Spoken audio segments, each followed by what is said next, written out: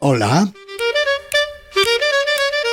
yo soy Enrique Varela y esto es un nuevo episodio de Varelalia Podcast.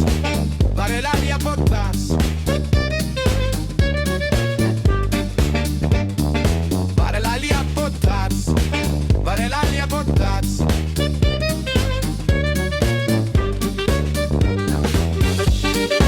el podcast de la tecnología social, de la tecnología pensada por y para la persona.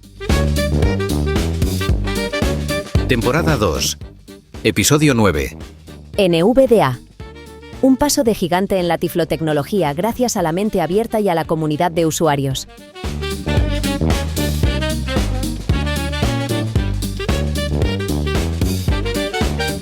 Bienvenidos, bienvenidas a este nuevo episodio de Varelalia Podcast. Ya vamos sacando músculo, estamos en el número 9, episodio 9 de la temporada 2. Y dedicado esta vez al 20º aniversario de un lector de pantalla que ha sido y es histórico, pues por su gratuidad, por su característica de software abierto, de código abierto, comunidad. Bueno, el título del podcast lo dice todo. Y voy a estar muy contento de estar con dos amigos, dos personas, con una de las cuales, Juan Buño, empezamos en 2007 a difundir y a traducir este lector de pantalla. Yo después retiré por cuestiones laborales y demás, pero bueno, ahí están. Y José Manuel Delicado, que está ahora al cargo de la comunidad. Vamos a pasarlo bien, vamos a introducir el tema con nuestras voces amigas, como siempre. Y entremos en materia. Varelalia Podcast. Varelalia Podcast. Siempre contigo y con la tecnología social.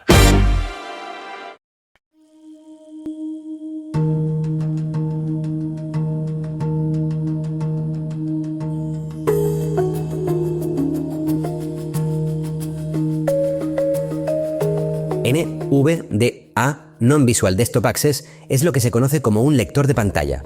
Un software que transforma en voz todas las partes de la pantalla que las personas con visión pueden percibir con la vista, de forma que las personas ciegas y con baja visión pueden trabajar en el entorno Windows, que es para el que está diseñado, en condiciones de igualdad con el resto de las personas, dándoles acceso a una gran parte de todo lo que comporta el utilizar ordenadores con sistema operativo Windows. Hojas de cálculo, web, mail, redes sociales y muchas más aplicaciones y tareas son ahora accesibles gracias a este software de código abierto, trabajado en comunidad por personas con mente abierta, traducido a más de 55 idiomas y disponible de forma gratuita sin incrementar el precio del acceso al ordenador por causa de la ceguera, como ocurre con el resto de lectores de pantalla comerciales. Historia de NVDA. Michael Curran y James T., fundadores de NVDA y su comunidad, se conocieron de niños en un grupo de música para personas ciegas, donde se dieron cuenta de que compartían un gran interés por los ordenadores. Varios años después, decidieron unir esfuerzos para ayudar a mejorar la accesibilidad de estos para personas ciegas y con discapacidad visual. Para usar un ordenador, las personas ciegas necesitan un lector que lee el texto de la pantalla mediante una voz sintética o con una línea braille. Pero en muchos casos, el software lector de pantalla cuesta más que el propio ordenador. En el pasado esto ha dejado a los ordenadores inaccesibles para millones de personas ciegas por todo el mundo. Este es un problema de extrema gravedad, porque sin los ordenadores, el acceso a la educación y al empleo se ven seriamente limitados, por no mencionar actividades cotidianas como el acceso a la banca online, compras y noticias. En abril de 2006, Michael empezó a desarrollar un lector de pantalla libre llamado NVDA, Non-Visual Desktop Access, para ser usado en ordenadores con Windows. Él invitó a James, quien poco tiempo antes había terminado su grado en IT, a desarrollar el software con él. Juntos, estos dos hombres con ceguera total fundaron la organización no lucrativa NV Access para dar soporte al desarrollo del lector de pantalla NVDA. Durante un prolongado periodo pudieron trabajar a tiempo completo en el proyecto, gracias a una serie de ayudas económicas corporativas y donaciones individuales. NVDA ha sido traducido por personas voluntarias a más de 55 idiomas y utilizado por gente en más de 175 países. También ha ganado múltiples premios. En España, el principio de la traducción se data en marzo de 2007, cuando Juan Carlos Buño, Alena Rojas y Enrique Varela se enteran por Esteban Melo de que existe el proyecto y comienzan su difusión y traducción al español y al gallego. Alena tradujo la documentación mientras Juan y Enrique traducían la interfaz. Hubo varios trabajos de coordinación, como la creación de una wiki y el contacto con Michael Curran, que incorporó la primera traducción, y luego muchos años de historia de este lector que ha ido avanzando en español a la par y sin perder ritmo con las versiones inglesas y de otros idiomas.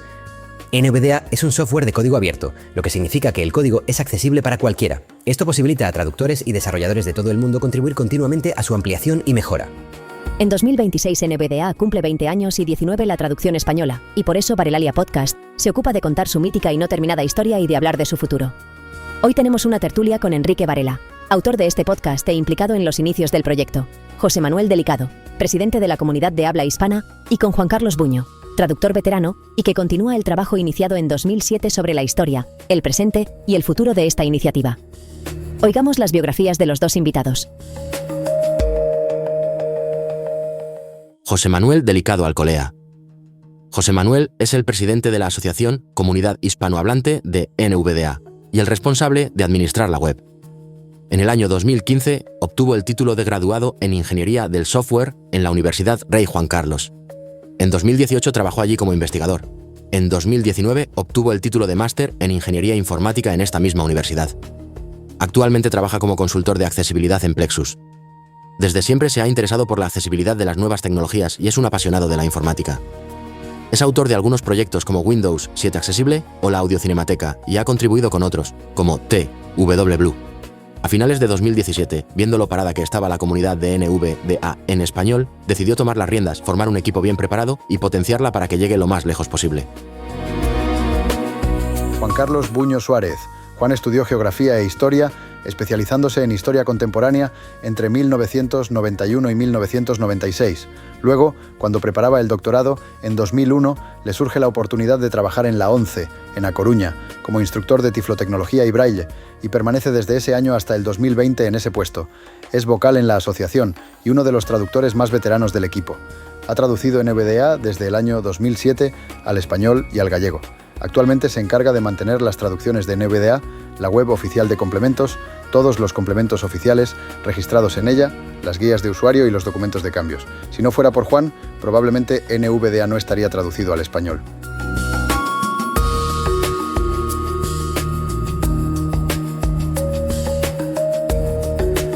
Hola chicos, aquí estamos reunidos en tertulia los anunciados. ¿Qué tal, José Manuel y Juan? ¿Qué tal, Enrique? Encantado de estar aquí con vosotros esta tarde. Hola, Juan Carlos. Hola, yo muy bien. Pues empezamos, Juan, ¿cómo fue el principio? Y después ya cuento yo un poco lo que yo me acuerdo. ¿Cómo fue el principio? Sí, ellos empezaron el programa en el 2006 y nosotros lo descubrimos gracias a un psicólogo, creo que argentino, uruguayo, que se llama Esteban Melo. No estoy seguro de dónde es, sé que es de por ahí. Y lo mandó a la lista que tenías tú, que se llamaba Tiflo Club. De hecho, ahí había algunos, yo ya estaba peleándome con algunos otros lectores de pantalla que empezaban a salir, pero eran todos un puñetero desastre. Y no sé por qué ese nos gustó y decidimos empezar a traducirlo. Y empezamos tú y yo, cada uno por su lado, y Elena Rojas por el suyo. Y luego lo que...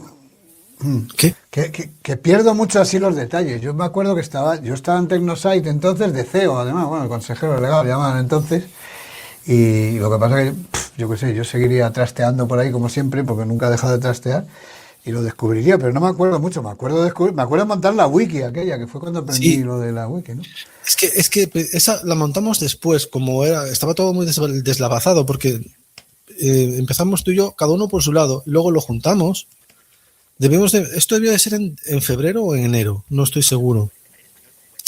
Y claro, luego la wiki se montó para intentar regularizarlo todo. Y como la documentación estaba sin traducir, apareció Elena una vez, supongo que debió de ser en alguna conversación de la lista. Eso incluso se podría llegar a saber, porque todo eso fue tráfico de la lista. Y estará en el histórico, si es que todavía existe. Y la wiki se hizo después. De hecho, había más gente, pero yo no recuerdo los nombres, pero había más gente en esa wiki que usábamos para... Que tampoco, yo creo que no era un buen sistema lo de tener una wiki para traducir, pero bueno, en la época era lo que se nos ocurrió. No había Office de ese colaborativo, ni Google Docs, ni cosas de esas. Ni cosas de estas raras que usamos ahora, sí. Y luego lo que hiciste tú fuiste que contactaste con Curran. Porque nosotros al principio, no sé si te acuerdas, al principio lo que solíamos hacer era machacar uno de los idiomas con el español. Sí, además me tiré dos días explicándole a Curran que nosotros también estábamos currando, o sea, explicarle en español que su apellido significaba trabajar. No, Michael Curran. ¿Y seguiste tú entonces? Sí, porque la gente de la wiki poco a poco fue desapareciendo, o sea, desaparecer tú hacia Mac. Hay que reconocer que el programa al principio era muy básico y hacía muy pocas cosas, pero debimos de verle algo y la gente fue desapareciendo poco a poco, entonces dejamos de usar el wiki. Además, me parece que diría que fue en el 9 o en el 10, no estoy seguro, ya crearon un coordinador de internacionalización. Entonces las traducciones ya se le mandaban directamente a él, al coordinador. Ajá. Y ya, porque al principio tú contactaste con Curran y le mandábamos las cosas a Curran. De hecho, yo creo que nosotros debíamos de ser los terceros o los cuartos en meter un idioma ahí. Desde luego muy cerquita de que se sacó el inglés, vamos, sí. Pero un año escaso, sí, porque ellos empezaron en abril del 6 y nosotros en marzo del 2007 y no tardamos mucho. Eso que dices de lo que hacía al principio, me contaba esta mañana Eugenio Martín, que estamos hablando de otras cosas, pero cuando voy a grabar hoy un podcast con esto, y dice, joder, pues todavía me acuerdo, él creo que solo usa en NVDA ahora, desde hace muchos años, y me decía que se acuerda de un pendrive que le di yo en el 2007, versión 0. algo, y dice, y ya entonces ayudaba, porque cuando se atrancaba o bien el sistema o bien JAWS, o sea, es verdad que yo tengo la noción de que hacía cosas en aquel momento, hacía menos cosas, pero hacía muchas que no hacía JAWS, entonces te sacaba de apuros, y eso, ya en sus primeros balbuceos. Que sigue siendo Lora, es muy ligero, es que es un programa súper ligero y funciona casi siempre. O sea, si NVDA no funciona, pues a lo mejor un poco con Narrator, pero se acabó, no puedes hacer nada más. Y se puede ahora con Narrator, antes no. Yo aquella época la viví también. Yo era un crío y me acuerdo que me llegó el NVDA, también tenía un pendrive, un CD también, y venía muy bien aquello de que metías el CD con el Windows XP, estaba permitido que todo arrancase en todas partes, pues eso de que metieras el CD en un equipo que no tenía lector de pantalla, NVDA te arrancaba y era perfectamente compatible con Firefox, que también podía ir portable, con Internet Explorer y todo aquello. Estaba genial. Aparte me gustaba mucho la versión 0.5 porque ya se notaba un excelente trabajo en la traducción y se notaba una interfaz sencilla, simple, ahí con una barra de menú preciosa que no tenía icono de bandeja todavía, y yo guardo muy buenos recuerdos de aquello. Yo creo que la primera versión que empezamos a usar fue la Alpha 435. Es posible, yo eso ya no me acuerdo. Madre mía. Cuando nos aparece porque claro, debía de ser un caos, porque todo no teníamos todo el proyecto bifurcado ni leches, o sea, nosotros mandábamos las traducciones, que seguimos haciéndolo así, pero de otra manera, al equipo, y el equipo las sube. Entonces hubo una temporada en que se hacía todo a través de una persona, de un coordinador de traducciones, que se llamaba Peter Wagner, que era checoslovaco, no sé si era checo o eslovaco, la verdad, con lo cual uno de esos dos sitios es. Y estuvo él como unos 2 años, y a partir del 11 más o menos, que yo creo que ya son las versiones que sobre todo que empezaron a usarse, porque ya fue cuando se empezó a extender mucho más el programa, no éramos ya 4 frikis, apareció un tipo, creo que era de origen iraquí, que se llama Mesar Ahmed, que vivía en Reino Unido, y el tío hizo un sistema que nos permitía hacer las traducciones y subirlas automáticamente, para no tener que estar todo el rato dando por saco a los traductores, a los programadores. Y esa es la época del 2007, bueno, luego por ahí que empezó a rular esto incluso en España, al 2017 que... Sí, que es cuando se creó que ahora comentará un poco José, porque es cuando creó la asociación. Es cuando entra José, efectivamente. Porque sí que teníamos también una lista de correo, como siempre, hay listas de correo para todo. Lo que pasa es que aquella lista era un caos, estaba desorganizadísima, muerta, porque prácticamente estuvo años en que solo se decían tonterías en la lista. Y entonces fue cuando a este hombre se le ocurrió que podíamos centralizarlo todo creando una comunidad completa y compleja, que lo es, y en ello entró. Y lo Pero, hizo. ¿y la acogida en aquellos años era mucha, poca? Vamos, ya sé que no tendréis datos fidedignos, pero ¿cómo era la cosa? ¿Había poca gente que lo usaba? La gente decía, va, estos solo eran frikis, o que porque la gente diría a lo seguro, No sé yo, a ese conjunto de parches y scripts que se llama JOS. Sí. Yo creo que para el 2011, yo di el salto en 2011, el salto definitivo de decir, ya se acabó, y NVDA, voy con NVDA para todo. Y yo diría que incluso en 2015 o por ahí ya se usaba de forma bastante extendida, por lo menos por los lugares donde yo me movía, por Twitter en aquella época. Todo el mundo con el que hablaba prácticamente usaba NVDA, JAWS también había, estaban ahí, estaba bastante equilibrada la cosa. Y bueno, el tema de la comunidad, decidí tomar las riendas porque llegué y yo entré por la comunidad internacional. Yo empecé desarrollando complementos y empecé peleándome, que soy bastante de pelearme con gente, con el desarrollador del NVDA Remote, por diferencias que teníamos. Y empecé a hacer mis complementos, empecé a meterme en las listas y vi cómo era aquella comunidad y dije, tendré que explorar a ver cómo es la hispana, ¿no? No me he metido allí, no sé cómo va. Y efectivamente, lo que ha dicho Juan, había mucho desorden, había un caos en la lista de correo, habían existido webs, había una pequeña web en aquel momento también, que aún sigue existiendo, pero bueno, los proyectos iban y venían. Y yo dije, si queremos que esto avance, tenemos que crear una comunidad fuerte. Y bueno, Juan dice que lo creé yo, pero lo cierto es que me puse a buscar un buen equipo. Yo sin el equipo que tuve y que tengo, no podría haber llegado donde ha llegado esto hoy en día. ¿Sois los mismos o hubo pioneros y después? Hay gente que se ha ido. Empezamos 8, porque estaban por allí Felipe Ibarra, Yerko Alfaro, Ana Ramos, Salva también, Salva Domenech. Empezamos ahí unos cuantos y bueno, por motivos personales de trabajo, etcétera, etcétera, se fueron yendo y ahora mismo quien puede colabora. Seguimos Juan, Iván y yo, y se ha incorporado por ejemplo Camila también, y estamos ahí que no paramos. Hay gente que gestiona distintos canales, por ejemplo también está nuestro compañero Carlos Esteban llevando todo el tema de Facebook, de WhatsApp, la comunidad así pues de más aplicaciones de mensajería instantánea. Óscar Gorri se ha metido en la lista de correo. Entonces va y viene gente, pero ya no es lo que era, en el sentido de que es una comunidad que ha crecido muchísimo desde entonces y que, bueno, de hecho se nos ve en muchos aspectos como un referente desde fuera, desde otras comunidades en otros idiomas. ¿Por lo bien que funcionáis? Sí, por lo que hemos creado. Sí que es verdad que la idea de NVDA.es fue mía, levanté esa web, me inspiré mucho en la italiana, porque la italiana ya tenía ahí su sección de complementos, documentación, descargas, tal, todo en italiano. Digo, pues en español vamos a hacer algo igual, ¿no? Algo que sea sencillo para el usuario, que sea amigable, que la gente sepa dónde entrar, qué mirar, qué buscar. Y bueno, me pegué un trabajo impresionante traduciendo documentación de desarrollo, que eso sí que lo tenía que hacer yo solo. Qué duro. Fue brutal y como complejo que fue, ahora mismo yo no soy capaz de mantener eso. Tiene una complejidad tan grande que no soy capaz de llevarlo al día. Y bueno, ahí se queda. Poco a poco puedo actualizar lo que puedo actualizar y lo que no, pues sigue sirviendo, por suerte. Es lo bueno que tiene.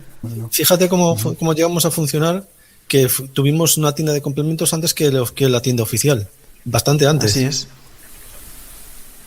La tuvimos, fue una idea... De hecho, esa idea vino de Héctor, que fue quien desarrolló la tienda propiamente dicha.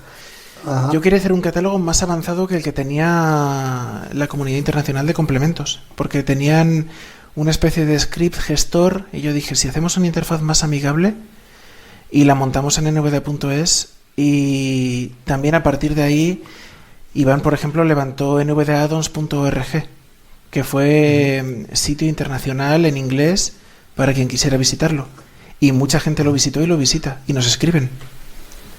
Joder, o sea que somos referencias. Yo sigo llamando a JOS un conjunto de parches y scripts que hace cosas. Vosotros sí hay mucho complemento y tal, pero ¿cuánto de cerca estáis del núcleo? O de otra manera, un poco en civil, digo en militar, pero que lo entiendan los civiles. ¿Cuánto dependéis de que Microsoft os cuente cosas para que eso funcione cuando ellos cambian cosas en Windows?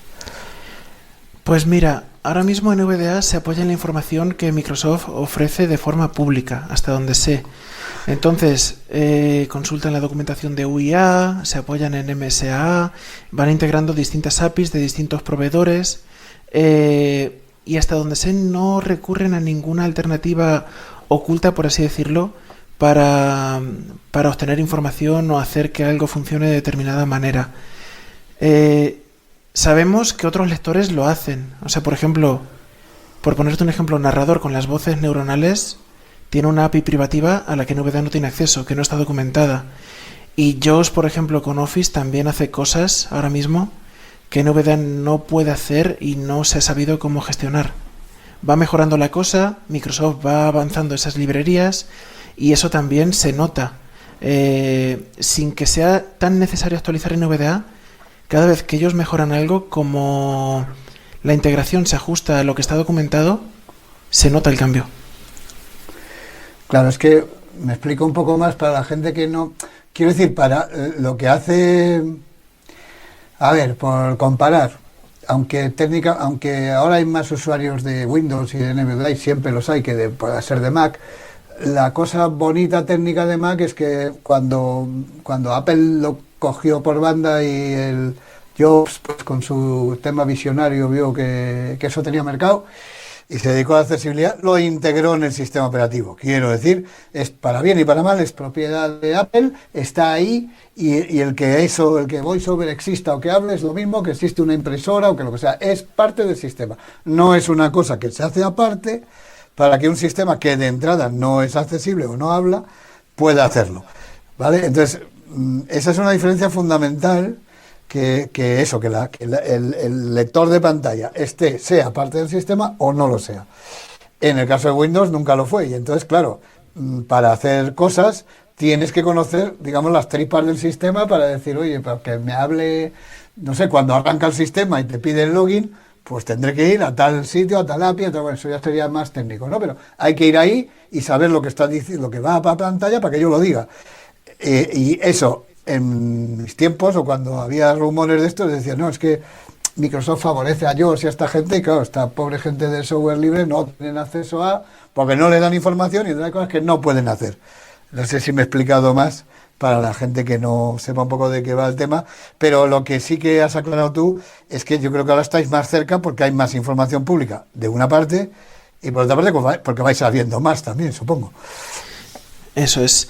El tema de los lectores, ahora mismo se ha experimentado un cambio de unos años a esta parte, y sí que es verdad que Mac y Apple fueron los precursores, pero de Windows 10 en adelante tú ya puedes arrancar el narrador desde el medio de instalación, y bueno, no es el mejor lector de pantalla del mundo, todo hay que decirlo, pero va avanzando, despacito, va avanzando y va haciendo progresos, y eso se nota también. ¿Siguen creciendo los usuarios de NVDA con respecto a los de JAWS o cómo va la cosa? Mira, yo diría, no tenemos una estadística tan precisa como nos gustaría, por muchos factores, pero yo diría que hemos llegado a un punto de estabilidad. Ha crecido mucho, ahora sigue creciendo, pero crece un poquito más despacio. Sí que se experimenta actividad en las listas de correo, en los tickets de soporte que nos llegan, en los grupos que hay por redes sociales y en las consultas que llegan y demás. Pero bueno, también con esto de que la gente decide no enviar los datos, no compartir los datos, no se sabe muy bien si han crecido los usuarios de una determinada comunidad concreta o de un idioma concreto. Esto es algo que de vez en cuando consultamos en NVAccess para ver cómo va la cosa, porque también nos gusta estar al día con eso. Pero se usa mucho. Se usa mucho, y yo sé que se va a seguir usando y cada vez más. Esperamos. Es curioso porque hubo una época que la gente empezó a pasarse a Mac. Yo no sé si tendría algo yo la culpa, pero bueno. Después la gente empezó a volver a Windows, y entonces pues yo creo que en NVDA ha sido una gran ayuda para ellos. Yo ahora mismo, cuando te encuentras con problemas como pues la gente que manejamos música, estamos con Suno, herramientas estas basadas en web que no se hacen siguiendo criterios de accesibilidad para nada, Claro, la comunidad vuestra trabaja mucho más y si no funciona se le hace que funcione. Eso no quiere decir que técnicamente sea más accesible, sino que hacéis parches. Bueno, cosas, que no, parche suena feo. No, hacéis cosas para que funcionen, no siempre feas. Y sin embargo, la comunidad de maqueros, como por muchos que seamos, no podemos hacer nada. Porque por lo que dije antes, y ahora conecto con lo que dije antes, efectivamente está integrado en el sistema y por tanto cualquiera no lo puede tocar, pues te encuentras en que hay gente que se... Conozco gente que se ha vuelto a pasar a Windows solo por Suno, porque claro, el Mac es dificilísimo de usar y pasará con más aplicaciones. ¿Qué opináis de esto? Sí ocurre, ¿no? No estoy yo fuera del mundo. Ocurre. De hecho, gracias a los complementos, es como se salvan muchas de las situaciones. Siempre hay quien dice, oye, pues se puede hacer un complemento para esto, y hay peticiones de complementos que tenemos que descartar, porque es algo que el propio NVDA ya lleva, en plan de, no, es que lo puedes hacer con esta opción o configurando este ajuste o pulsando este atajo. Pero sí que hay situaciones en las que conviene y compensa hacer un pequeño complemento que nos ayude a sacar del paso, a salir del paso, perdón. Luego también me hablas de Suno, que Suno es de navegador.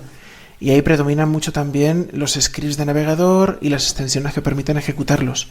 Que eso ayuda mucho porque lo integras directamente en la web y te va a funcionar con NVDA o con el lector que tú quieras.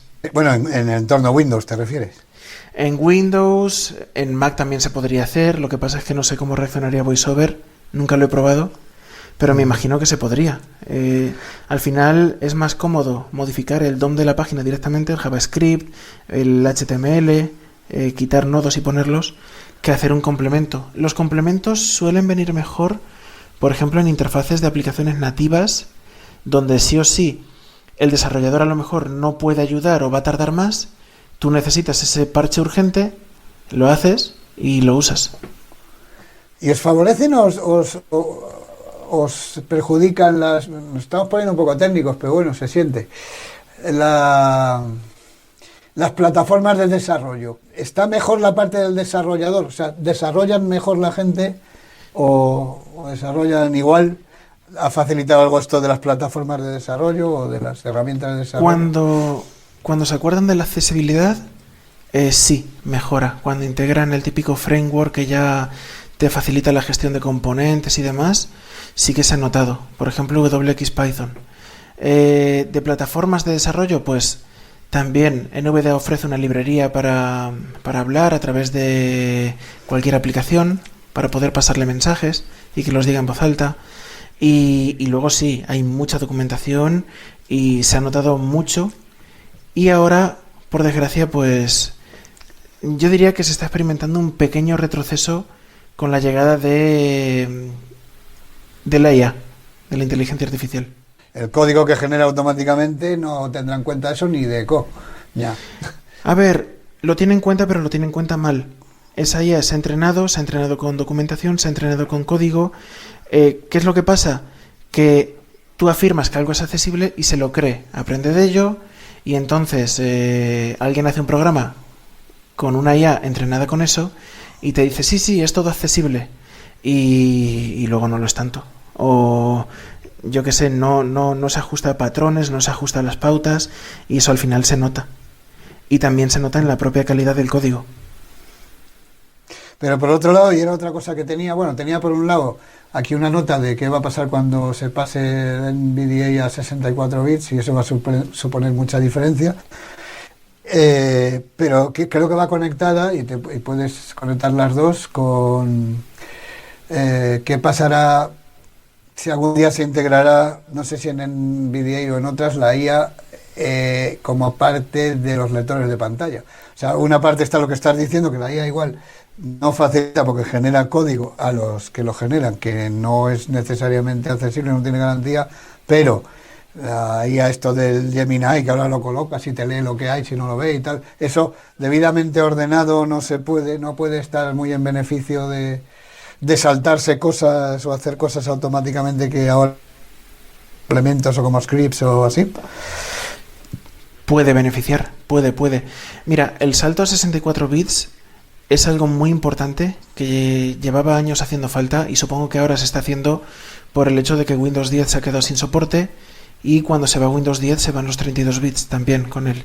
Así que ya tenemos plataformas sí o sí de 64 bits soportadas.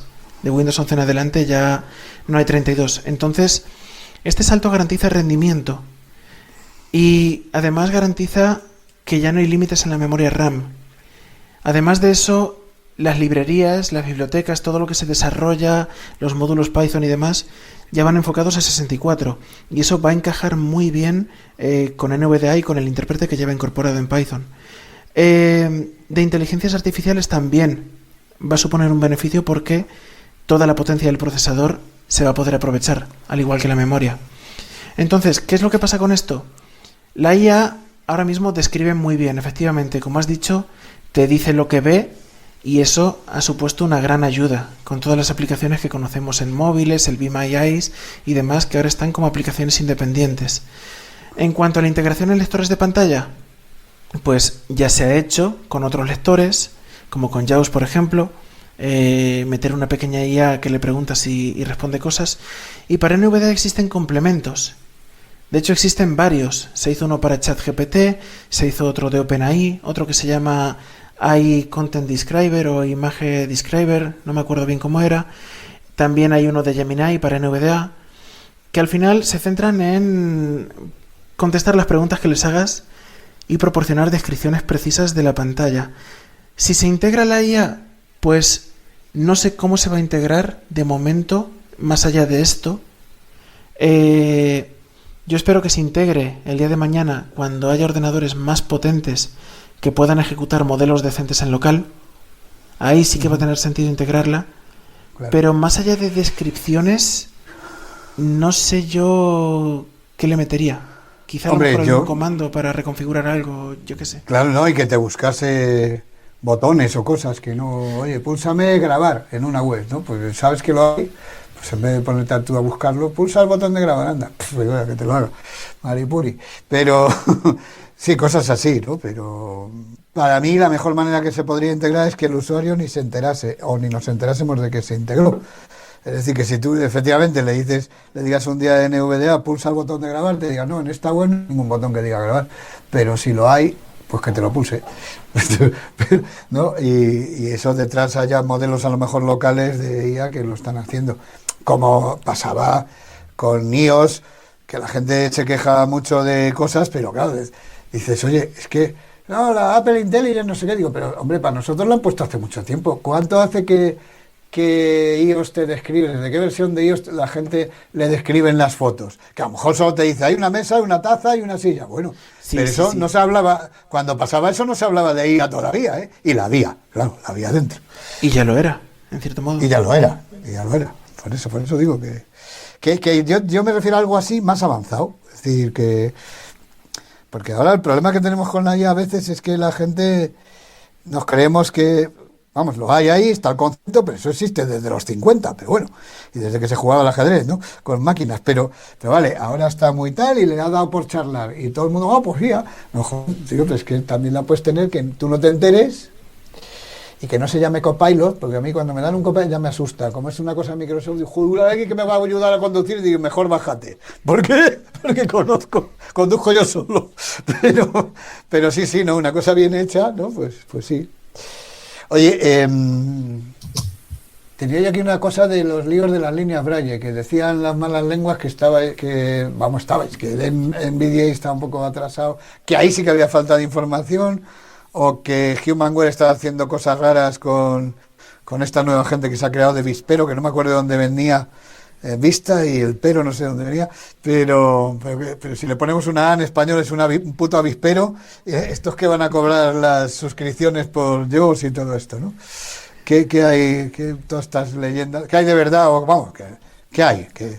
A ver, yo te puedo contar lo que sé, pero lo que sé no lo he verificado todavía suficientemente bien, pero bueno, que quede claro para los oyentes.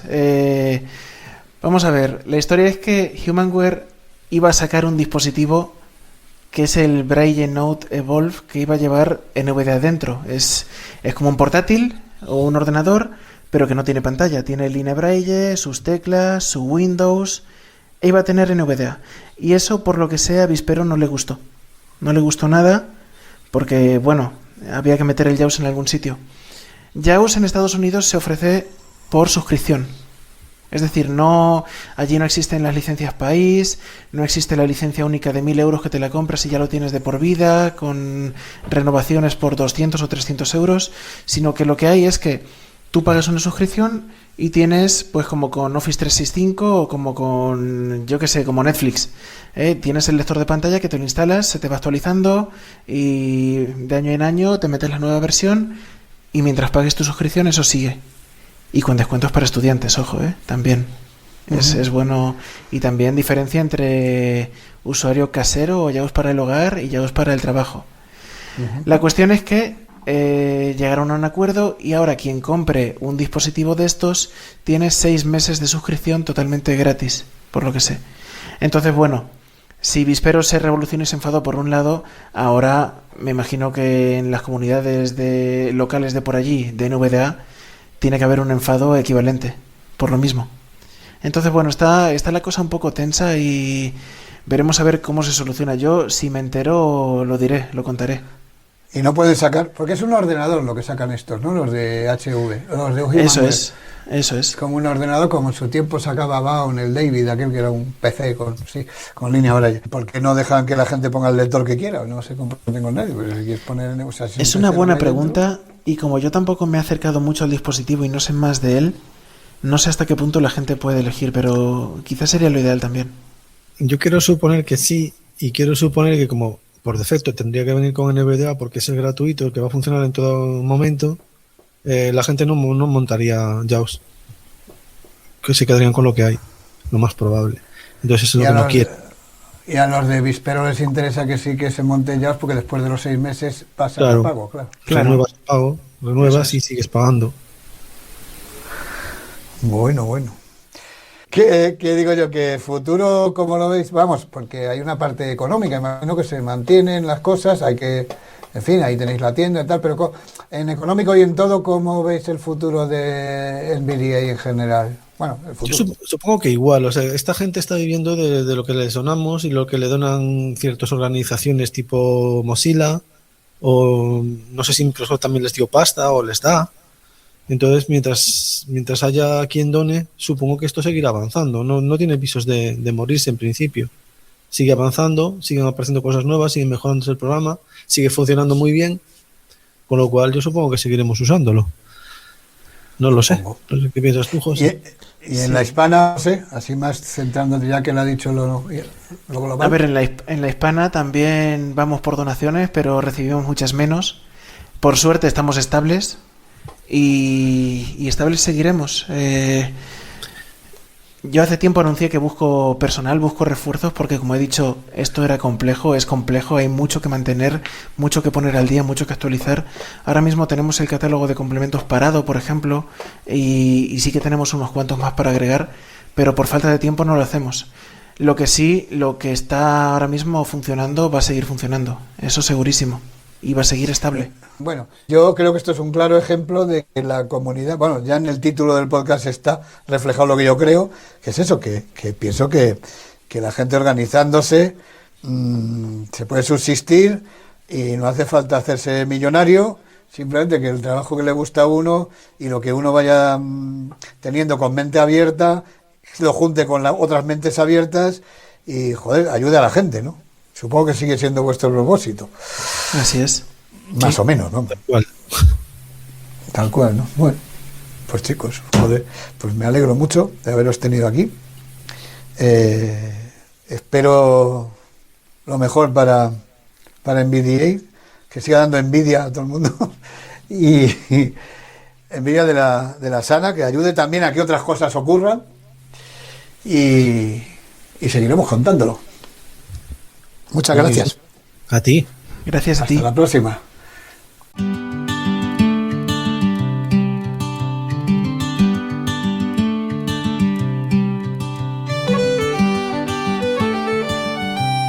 El feedback es el premio de los podcasters no comerciales. Déjame tus comentarios, sugerencias y lo que quieras en las plataformas en las que escuchas este podcast. Escríbeme a evarelac@gmail.com. O si lo prefieres, charlemos en Mastodon, en @euvarea@comunidad.nvda.es.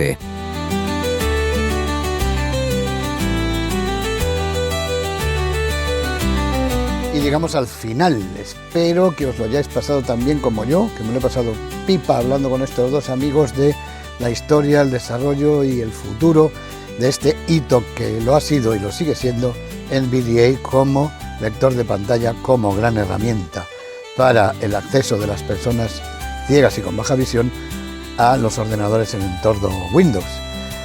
Como siempre, muy contento de haber estado con vosotros, de haberos ofrecido un poco de historia y futuro de tecnología. Y como siempre os pido, mi único salario son vuestros comentarios para que todos tratemos de mejorar y de ofreceros un podcast que sea ameno, interesante y que os guste. No digo más, que os lo sigáis pasando bien, con tecnología, sin tecnología, a veces desconectando, otras veces conectando y siempre queriéndoos mucho a vosotros mismos. Es muy importante esto, es muy importante.